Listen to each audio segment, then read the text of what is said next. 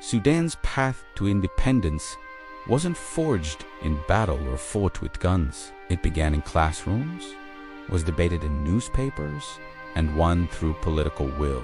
At the heart of this remarkable story is one man, Ismail al-Azhari, a teacher who became the voice of a nation ready to govern itself. Born in Undermine in 1900, Ismail al-Azhari's world was shaped by education.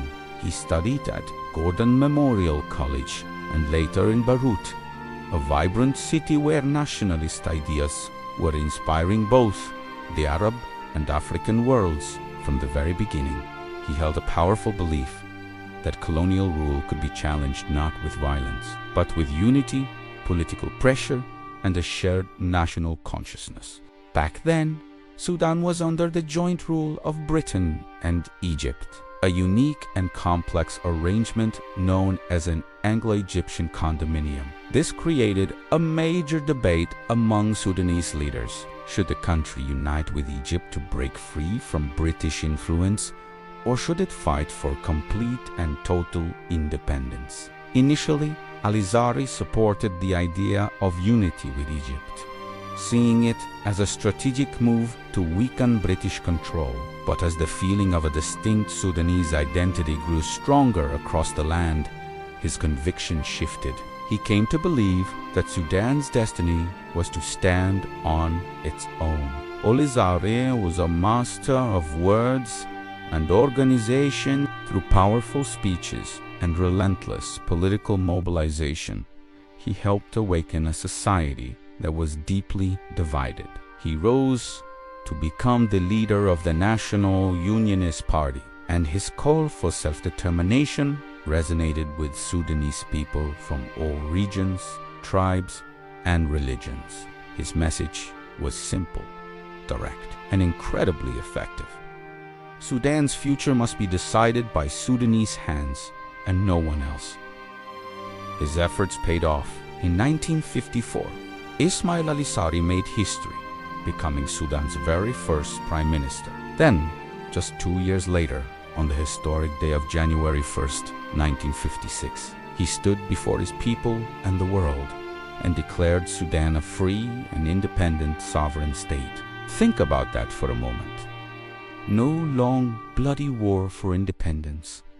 No foreign-fought battles on their soil. It was achieved through sheer political resolve and an incredible national consensus. It was a victory of negotiation and unity. But as many newly independent nations discover, winning freedom is one thing. Building a stable country is another challenge entirely. Independence didn't magically solve Sudan's problems. The new nation inherited deep-seated divisions, fragile government institutions, and simmering regional tensions that had been suppressed under colonial rule. Al-Azhari found himself in a constant struggle, trying to balance the delicate demands of civilian rule against a powerful military and a landscape of competing political factions.